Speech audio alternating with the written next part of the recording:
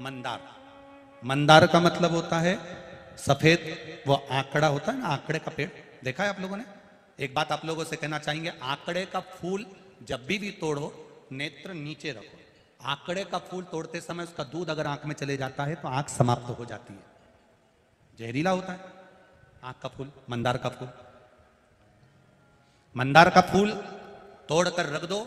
रखने के बाद जब हाथ धो, हाथ आंखों में ना जाए, उसमें एक दूध होता है, वो दूध जहरीला होता है।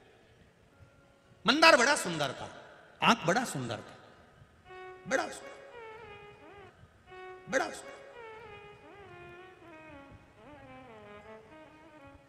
ये शिव जी का चौथा फूल है, मंदार का फूल। शिव जी का पहला पारिजात, दूसरा कनेर, तीसरा शमी, चौथा मंदार आंकड़ा। मंदार बड़ा सुंदर था, बहुत सुंदर, अति रमणीय। धौम्य ऋषि के पास में सूचना पहुंची और ऋषि ने जाकर निवेदन करा कि मेरी बेटी शमी का विवाह करना है।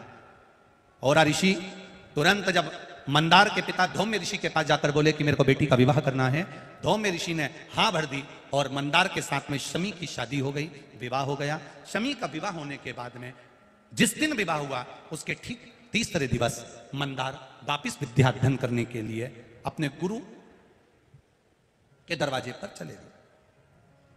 कभी वृक्ष योनि से समाप्त नहीं होंगे। गणेश जी ने कहा, मंदार शिष्य का श्राप है, वो तो तुम्हें वृक्ष योनि में रहना पड़ेगा, पर तुम भले किसी से मिलने जाओ मत जाओ। गणेश जी कहते हैं, पर मंदार और शमी 33 कोटि देवी देवता तुम दोनों की जड़ में, तुम दोनों के पास सदा विराजमान रहेंगे। वो शमी, वो मंदार। एक मंदार का पुष्प, आपको कई बार कथा में कहा कि जब संतान की, इसमें कई पत्र हैं संतान की प्राप्ति के, कोई के 12 साल हो गए, किसी के 8 साल हो गए, किसी के 10 साल हो गए, किसी के 6 वर्ष हो गए। ये कोई माता ने लिखा है,